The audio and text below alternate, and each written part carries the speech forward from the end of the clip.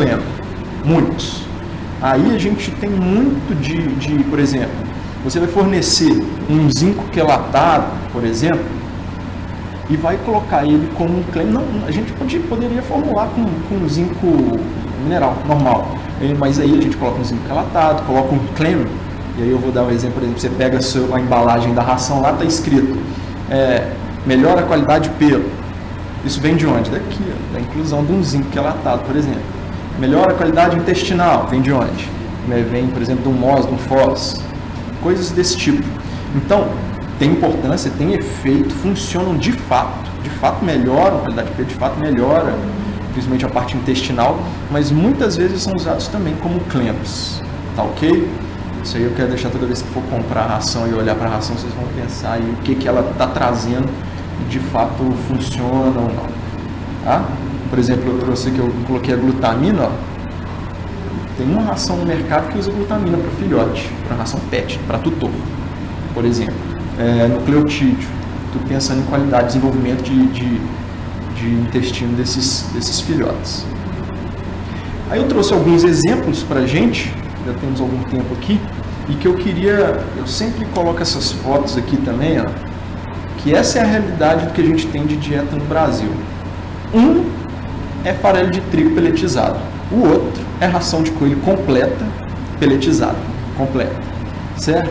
Então, fica muito claro para a gente que sei lá, vamos falar 40 linhas de ração para coelho que a gente tem, talvez 5 sejam realmente preocupadas em trabalhar a exigência, trabalhar a inclusão de ingredientes que de fato funcionam. A outra maioria usa o que em fábrica a gente chama de farelo de varredura, farelo de fábrica mesmo, né? Chão de fábrica, não sei. Que são ingredientes que às vezes sobram e restos, e eu não estou brincando, é assim mesmo. Acabam entrando e para a própria fábrica, para a própria indústria ter a linha de coelhos, quer dizer, uma indústria que trabalha com linha para todas as espécies, pode ser que tenha ração para outras espécies de excelente qualidade, mas a de coelho às vezes é negligenciada, certo? E é de se entender porque o mercado não se desenvolveu ainda a ponto de ser competitivo de uma indústria dessa investir em formulação, às vezes contratar um técnico, por exemplo, para fazer uma fórmula ótima, ou gastar espaço no estoque, nos silos, para comprar ingredientes que vão atender um mercado que não está tão desenvolvido ainda, certo? É uma opinião minha, eu acho que é mais ou menos isso que a gente encontra aí. Aí eu sempre coloco isso aqui, e se você for parar para ver, a exigência de crescimento, aqui não é PET, é para crescimento, ela vai batendo, né? A exigência com a composição do farelo de trigo.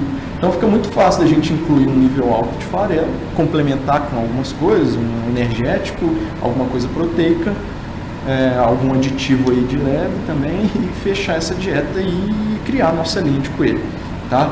E muitos dos casos, é isso aí que nós vamos ver, se for em casa de ração, o que tem é isso aí, entendeu? E é o que está sendo servido porque é barato. Então, é um assunto difícil de lidar porque a gente tem toda essa questão, é complicado. Aqui, eu já trouxe pra gente, não tem problema nenhum em abrir essa fórmula aqui não, é fórmula nossa, qualquer artigo que você pegar nossa aí tem essas fórmulas, mas seria uma dieta mais ou menos ideal para um animal de criação, um animal de abate, certo? Evidente que uma fórmula dessa aqui hoje, quando eu falo de fórmula, eu estou dizendo assim, o custo da fórmula hoje talvez inviabilize em termos de feno de alfafa, encareça um pouco, mas a gente consegue fazer uma dieta prática a um custo razoável. Aí eu não sei, a gente vai trazer essa discussão também, se tiver outros criadores para saber quanto vocês estão pagando aí na ração, eu queria trazer essa discussão. Mas uma fórmula dessa aí deve sair fechada, vendida a uns R$3,50, R$4 ou mais, que eu acho que não dá. Isso eu estou falando já, lá pro criatório, eu acho que é limitante. Não alcança, né? Pois é, eu imaginei. Mas a gente consegue baratear, a gente consegue fazer ela mais em conta, consegue alterar alguns ingredientes, tem ingredientes alternativos, assim como o MDPS, que é um milho desintegrado com palha sabugo. A gente tenta baratear isso de alguma forma, mas nem isso faz, tá? Não é isso que chega. E aí o que acontece? Eu vou voltar aqui que eu esqueci de uma coisa.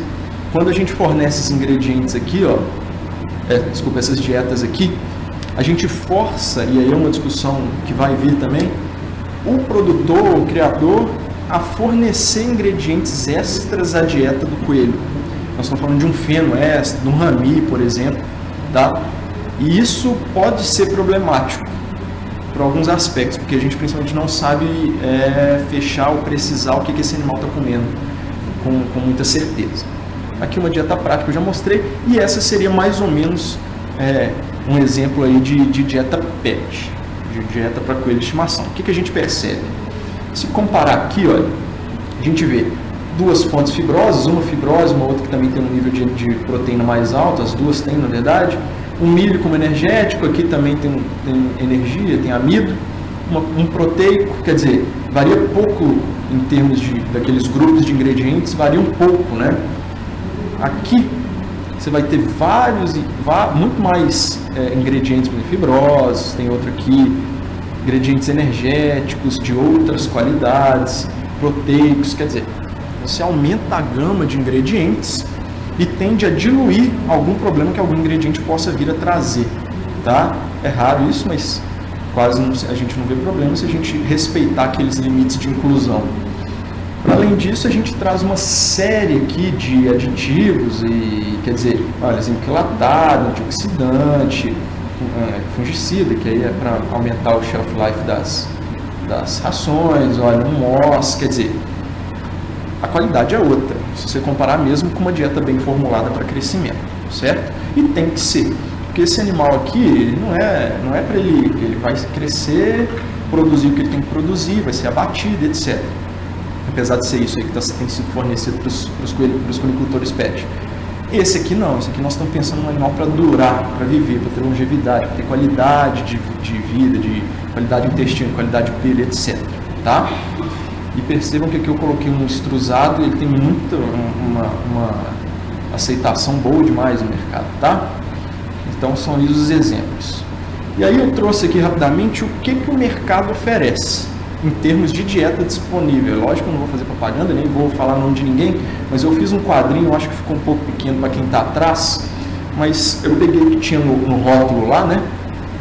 E o que tem sido trabalhado. Aqui nós temos 7 dietas para coelhos de estimação. Essas dietas aqui são para os tutores, tá? Aqui eu trouxe outras 2 para PET, mas eu coloquei misto aqui, porque são aquelas rações que não são exclusivamente para coelhos, são para coelhos, gerbil, hamster, porquinho da Índia aqui, né, para os outros herbívoros, quer dizer, lagomorfas e roedores. E aqui 4 dietas comerciais, certo? E a gente peguei o que tinha no rótulo. O que chamou a atenção? Primeiro o FDA aqui, ó. Ninguém, exceto essas duas aqui que são aqui, ó. Essa aqui que são da mesma linha, da mesma indústria, só essa fornece o FDA no rótulo. Todo o resto só fornece fibra bruta, certo?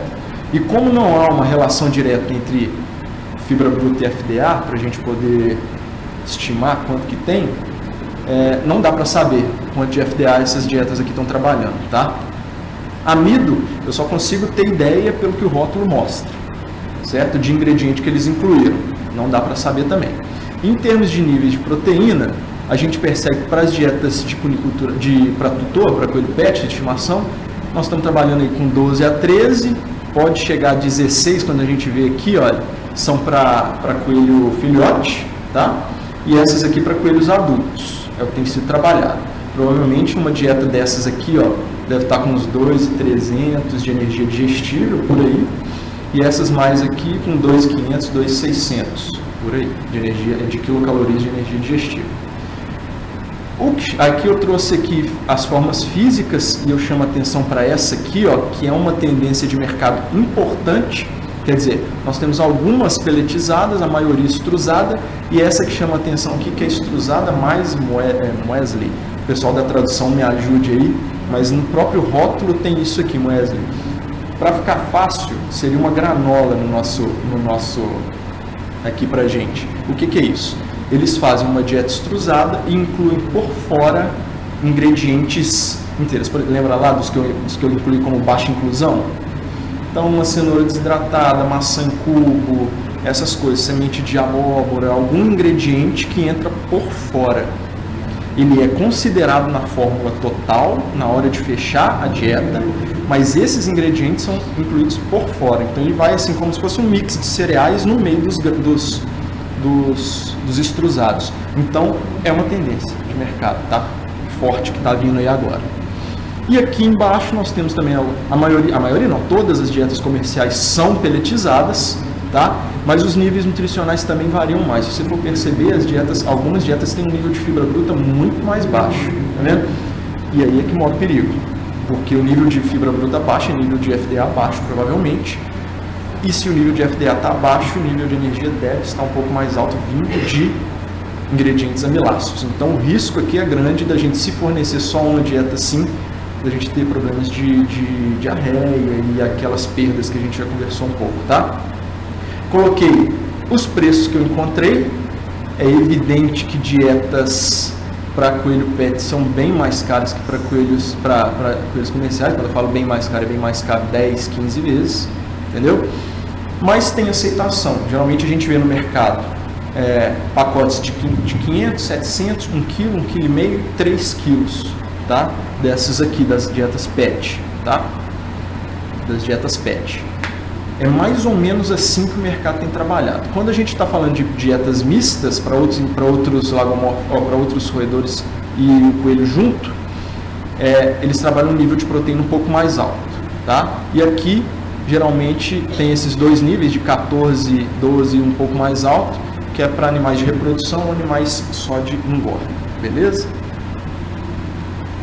E aí vem uma discussão que eu quero trazer por último: fornecer ou não fornecer alimentos frescos. Porque aqui não tem, eu acho que não tem tutor aqui, né? Você tem? Ótimo. Fornecer ou não fornecer alimentos frescos? Essa é a discussão para a qual eu tenho a minha opinião, mas não tenho uma resposta para dar, certo? O negócio é o seguinte: há uma ampla variação no fornecimento de ingredientes frescos para os coelhos. E isso provoca uma dificuldade da gente estimar o que nutricionalmente está sendo fornecido, certo? Geralmente, o que os tutores dão? E aí tem muito veterinário que recomenda até acertadamente, dependendo do que o animal está consumindo. Nós temos a fruta, basicamente maçã, banana, próprio tomate, algumas hortaliças, e a grande maioria do que é fornecido: alface, grão, couve, repolho, mostarda, cenoura, tá? Capins frescos, que talvez sejam, capins frescos e fenos talvez sejam os mais adequados. Vou chamar de adequado, nem chamei de correto, adequado. E aí a pergunta que fica assim: fornecer ou não fornecer?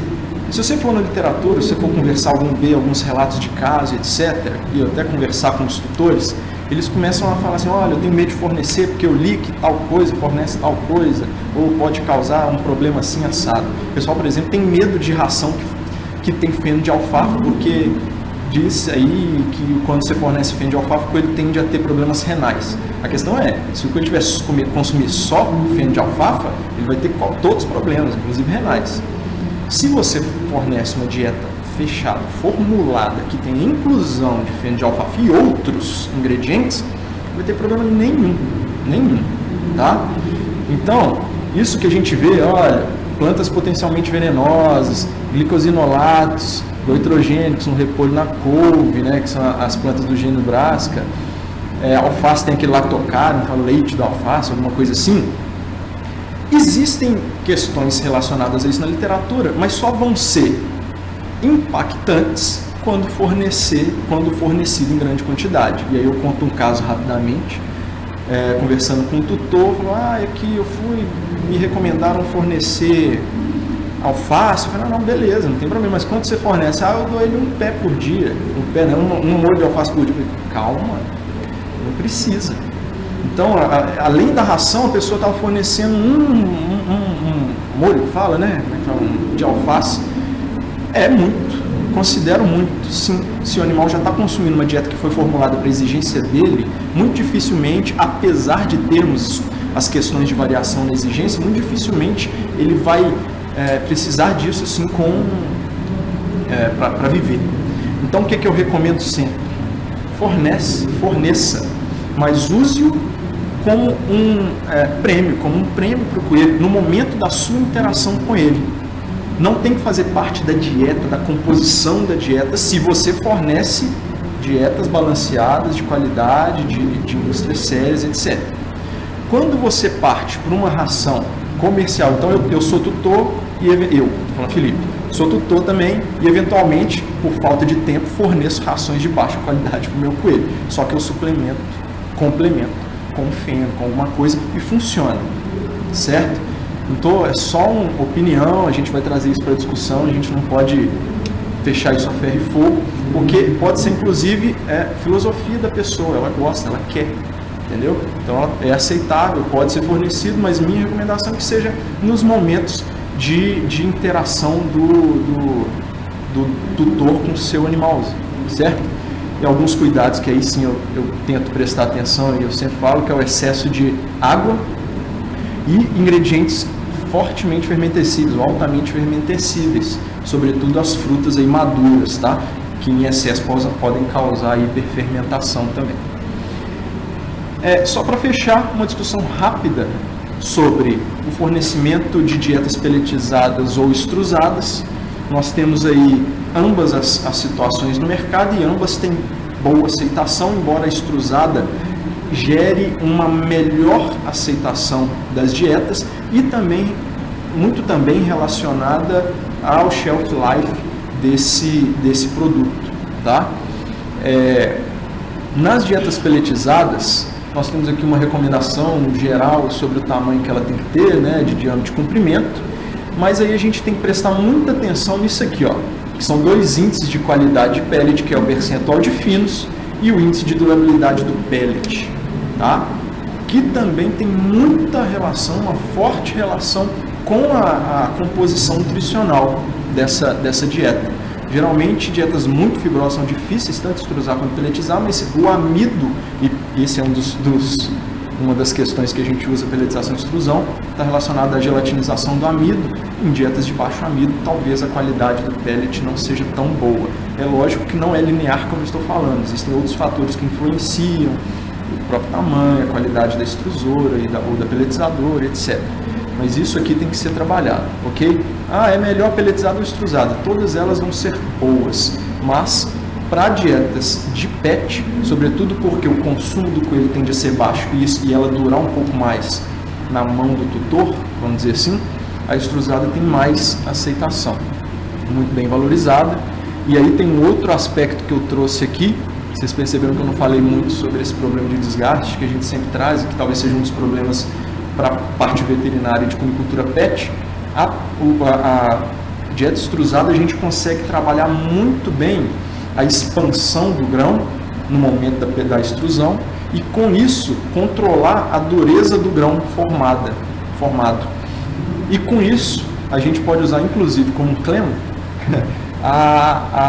para controle de desgaste do dente do coelho, que cresce o tempo todo mundo sabe disso, certo?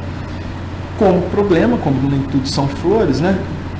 Problemas dessa extrusão estão relacionados aí ao baixo rendimento e à qualidade da extrusão, que é realmente complicado. E aí, para uma extrusão tranquila, a gente precisaria de trabalhar com pelo menos 20% do amido, mas aí já é alto demais para coelho, tá? Então a gente tenta trabalhar com níveis mais baixos e controlando aí ou priorizando ingredientes que sejam mais ricos em amilopectina, que tem maior facilidade de extrusão, tá? Era isso que eu tinha para falar para vocês. Deixei aqui alguma coisa sobre o futuro das recomendações, das formulações, aliás.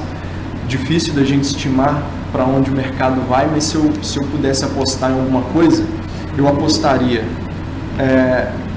num cuidado maior, numa atenção maior, e aqui eu estou falando de coelho pet, na relação fibra-amido, sobretudo em qual estimador nós vamos usar, independente se vai para o rótulo ou não. Enquanto técnico, minha preocupação é com o que vai acontecer com esse coelho lá quando ele consumir a ração que eu formulei. questões relacionadas ao controle da comunidade microbiana, certo?